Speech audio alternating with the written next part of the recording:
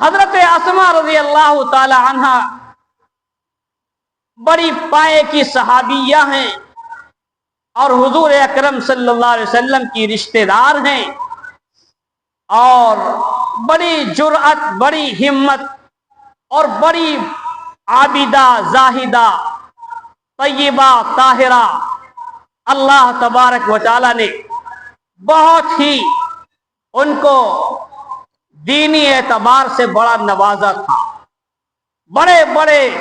صحابہ کرام ان سے مسئلے پوچھا کرتے تھے، جیسا کہ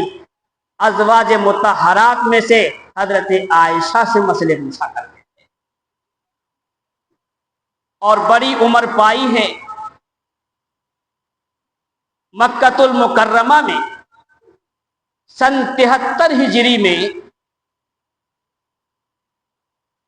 حضرت اسما رضی اللہ تعالی عنہا کا انتقال ہوا،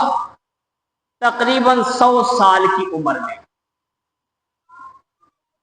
اور 100 سال کی عمر تھی، مگر حال یہ تھا کہ دانت ایک بھی ہلا نہیں تھا، ذوق بہت زیادہ محسوس نہیں ہوتا تھا، زبان کے اندر کسی قسم کی کوئی لغزش نہیں آئی تھی، کوئی کمزوری محسوس نہیں ہوتی تھی، آخر عمر تک بالکل ٹھیک ٹھاک رہی۔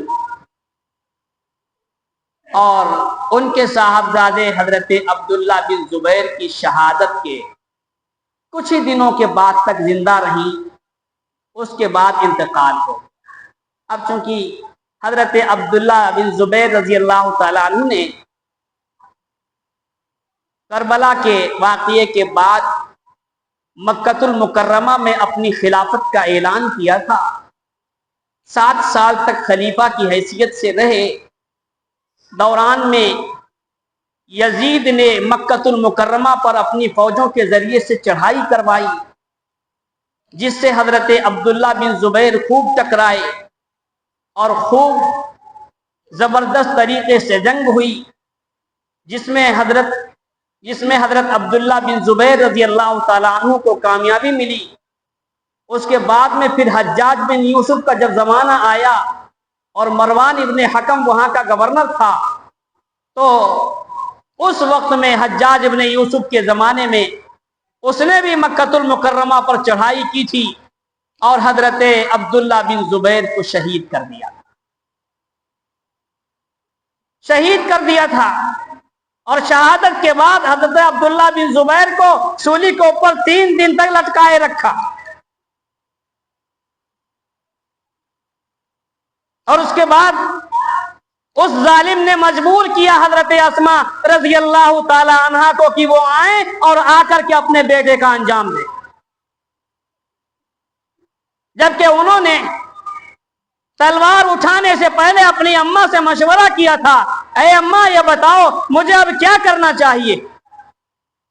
تو حضرت اسما نے کہا تھا،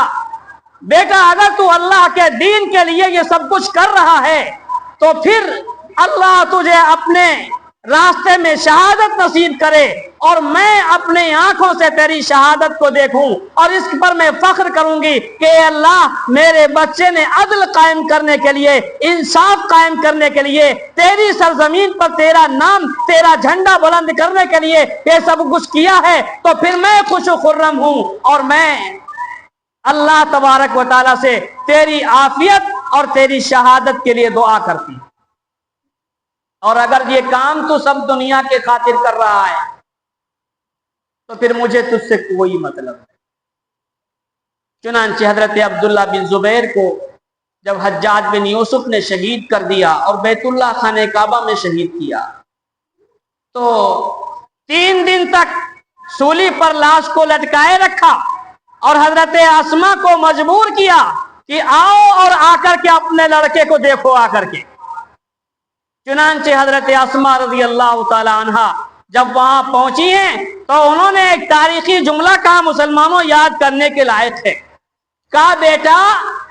سب لڑتے لڑتے نیچے اتر آئے، تو ابھی تک جو ہے سوار ہے، یعنی سواری کے اوپر تو سوار ہے اور تو ابھی تک لڑ رہا۔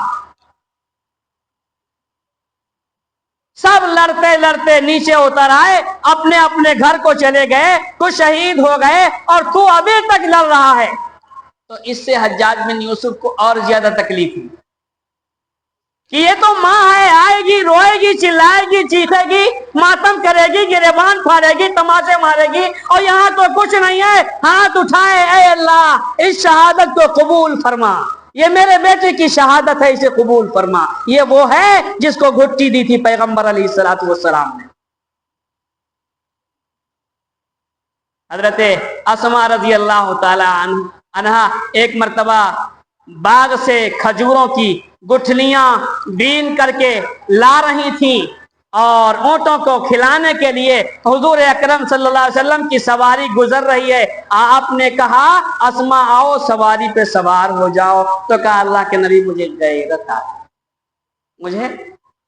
غیرت آتی ہے۔ کتنی غیرت مند خاتون! بہرحال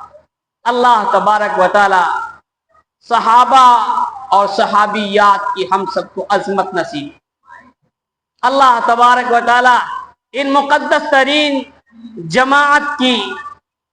مرد ہوں یا عورتیں یا بچے، بوڑھے جوان، جو بھی اس راستے میں شہید ہوئے ہیں، اللہ پاک ان کو اپنی شایان شان بدلہ نصیب۔ حقیقت یہ ہے کہ ان حضرات کے بڑے احسانات ہیں ہمارے اوپر کہ اللہ تبارک و تعالیٰ نے ان کی قربانی کو قبول کر کے اور ہم تک یہ دین بغیر کسی محنت کے،